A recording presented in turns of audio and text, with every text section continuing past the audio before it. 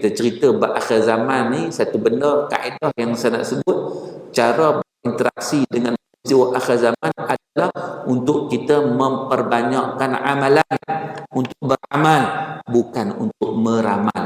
Tapi pada hari ini dia menjadi masalah bila mana orang suka meramal. Bila Mahdi datang, bila Dajjal datang, bila kiamat akan berlaku. So kita ni semua sebenarnya termasuk dalam umat akhir zaman. Cumanya akhir zaman ni dia ada beberapa pemerintahan. Ada 5 khilafah. Ada 5 khilafah selepas daripada junjungan besar baginda Nabi sallallahu alaihi wasallam, iaitu al-khilafah ala minhajin nubuwah. Yang pertama, bila Nabi SAW diutuskan, Nabi lah jadi khalifah yang pertama kan. Ketika mana Nabi memimpin di Madinah Al-Munawwarah, pusat pemerintahan, walaupun Nabi lahir di Mekah, tapi Nabi memimpin di Madinah. Dan Nabi wafat di Madinah. Dan Nabi dikebumikan di Madinah. Sebab tu ada setengah ulama menyatakan sebenarnya itu yang sepatutnya, di mana kita meninggal, di situ kita dikebumikan. Hari ini kadang-kadang dia meninggal di mana? Luar negara. Dia usaha bawa balik juga kat Malaysia. Meninggal di KL, bawa balik di mana? Di Johor. Sebenarnya lebih aula di mana kita meninggal, di situlah kita dikebumikan. Jadi Nabi SAW menjadikan Madinah sebagai pusat pemerintahan Islam. Seterusnya datang khalifah, khulafa ar-rasyidin, yang memerintah ala minhajin nubuwah, yang mereka memimpin negara pada ketika itu mengikut apa yang dibawa oleh Nabi SAW. Juga pusat pemerintahan ketika itu adalah di Madinah Al-Munawwarah. Selepas daripada zaman Khulafa ar-Rasyidin, datang pula zaman pemerintahan mulkan adhan, kerajaan yang menggigit. Apa maksud kerajaan yang menggigit ni? Yang menggigit ni merujuk kepada dia ada baik, ada buruk. Gigit tu maknanya kadang-kadang ada kemungkaran. Kerajaan seterusnya diteruskan dengan kerajaan yang diasaskan banyak kepada raja. Zaman Umawi. Zaman Umawi di mana pusat pemerintahan dia? Di mana? Umawi. Di Mesir. Kan? Kerajaan Umayyah kat mana? Kerajaannya di Syam. Di Syam di mana? Di Syria. Di Damsyik. Damascus.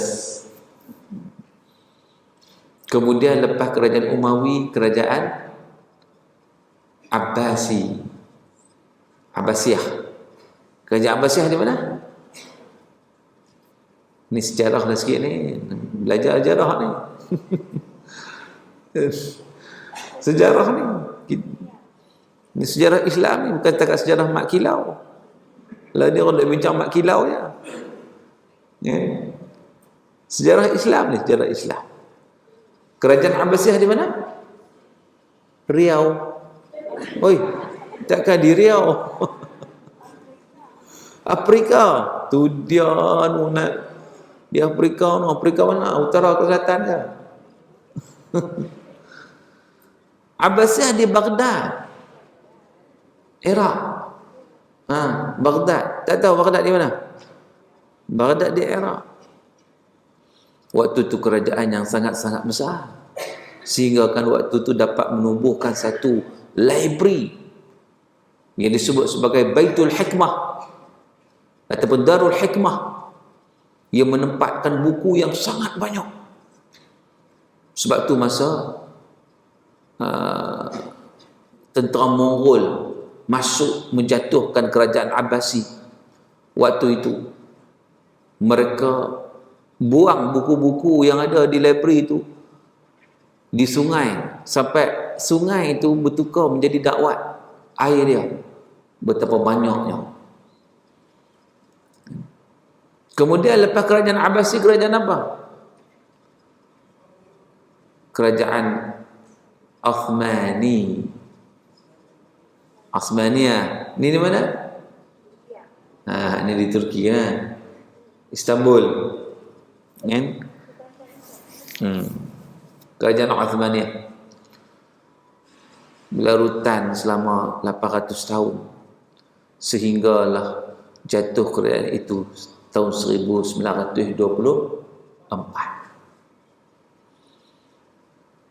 Tuan-tuan dan puan-puan sekalian, itu semua fasa ketiga. Fasa keempat, kerajaan Mulkan Jabariyan, disebut dalam hadis. Kerajaan raja-raja yang zalim. Zaman bila tu? Sejak kejatuhan kerajaan Turki sampai sekarang. Maknanya umat Islam sendiri tak ada negara, tak ada khilafah yang menguasai secara keseluruhannya. Yang ada tu berceramuk, kan? Zaman kita ni zaman fitnah, zaman yang penuh dengan fitnah, ujian, cabaran yang besar sebelum datang fasa terakhir. Maknanya kita ni fasa sebelum akhir. Ni kehidupan kita ni, yang kita kata dalam peristiwa akhir zaman ni, kita ni berada pada fasa manusia sebelum akhir.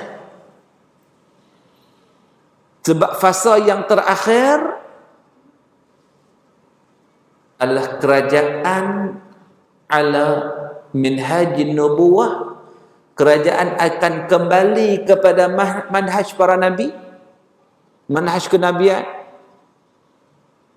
Fasa kelima, fasa terakhir, kerajaan akan berpusat di Baitul Maqdis yang dipimpin oleh Al-Imam Mahdi. Tulas. Maknanya kita ni berada pada fasa 4 sebelum masuk 5. Bila masuk fasa 5, makna fasa itu fasa menuju kehancuran. Mula-mula berlakunya pemerintahan Imam Mahdi dan juga Nabi Isa alaihi salam, berlakunya kemakmuran dan berlakunya keruntuhan. Sampailah penghujungnya ialah matahari naik sebelah barat, maka pada ketika itu kiamat sudah hampir dekat. Jadi dalam 5 fasa ni kita berada pada fasa yang keempat sebelum masuk fasa kelima. Bila bermula fasa kelima, kita tidak mengetahuinya. Tak payah duk buat ramalan lah, tak perlu. Orang hari ni dia suka buat ramalan. Dia suka meramal. Kita tak sepatutnya meramal, kita patut beramal. Kan? Sebab itu bila kita cerita bab akhir zaman ni, satu benda, kaedah yang saya nak sebut, cara berinteraksi dengan peristiwa akhir zaman adalah untuk kita memperbanyakkan amalan, untuk beramal, bukan untuk meramal. Tapi pada hari ini dia menjadi masalah bila mana orang suka meramal. Bila Mahdi datang, bila Dajjal datang, bila kiamat akan berlaku. Maka ini bukan satu kaedah atau satu cara yang dianjurkan oleh Nabi SAW. Sebab benda ghaib kita tak tahu sampai masa dia datang, sampai waktu dia datang. Tak perlu meramal, tak perlu. Sebab meramal ini hanya meresahkan orang, sehingga kan baru-baru ni diramalkan bahawa sampai dekat sangat dah, maka diminta untuk mempersiapkan makanan, buat stok makanan di rumah. Tengoklah kali makanan, stok makanan pun expired dah, membazir. Sebab apa? Sebab terlalu percaya kepada ramalan demi ramalan. Sebab itu kaedah berinteraksi dengan peristiwa akhir zaman, saya sebut sekali lagi, kaedah dia adalah beramal bukan meramal.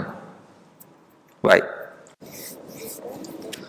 Nabi SAW ketika diutuskan, disebut dalam hadis sahih Bukhari, Nabi kata bu'istu ana wa sa'ah kahataini wa dhamma baina sababati wal wusta.